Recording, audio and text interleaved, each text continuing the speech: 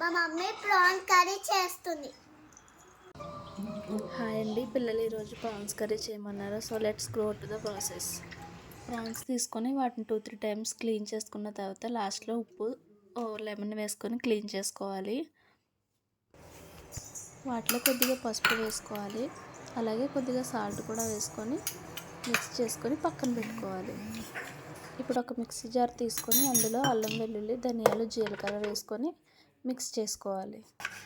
ఇప్పుడు 2 టొమాటోలు 2 ఆనియన్స్ తీసి కట్ చేసుకొని పక్కన పెట్టుకోవాలి. అలాగే 2 పచ్చిమిర్చి తీసి కట్ చేసుకొని పక్కన పెట్టుకోవాలి. ఇప్పుడు స్టవ్ వెలిగించుకొని ప్యాన్ పెట్టుకొని ఆయిల్ వేసుకోవాలి.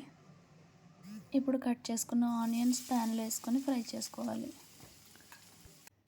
ఇప్పుడు ఆనియన్స్లో కొద్దిగా సాల్ట్ కొద్దిగా పసుపు వేసి మిక్స్ చేసుకొని మూత పెట్టుకోవాలి.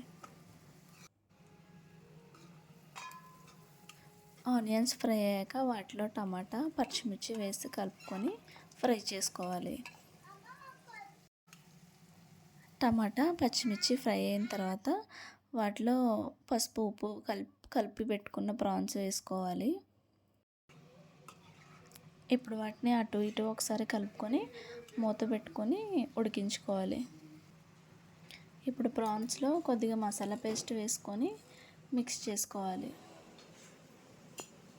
ఇప్పుడు ఒకసారి మూత తీసుకొని కలుపుకొని 1 స్పూన్ సాల్ట్ 2 స్పూన్స్ కారం 1 స్పూన్ గరం మసాలా పౌడర్ వేసి కలుపుకోవాలి.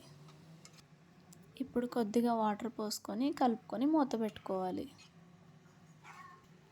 ఇప్పుడు ప్రాన్స్లో వాటర్ పోయాక కొత్తిమీర కట్ చేసుకొని కొత్తిమీర వేసుకొని గార్నిష్ చేసుకోవాలి. అంతే అండి, అయిపోయింది మన ప్రాన్ కర్రీ. ఇప్పుడు పిల్లలకి పెట్టి ఎలా ఉందో టేస్ట్ అడుగుదాం వాళ్ళని. Super friends.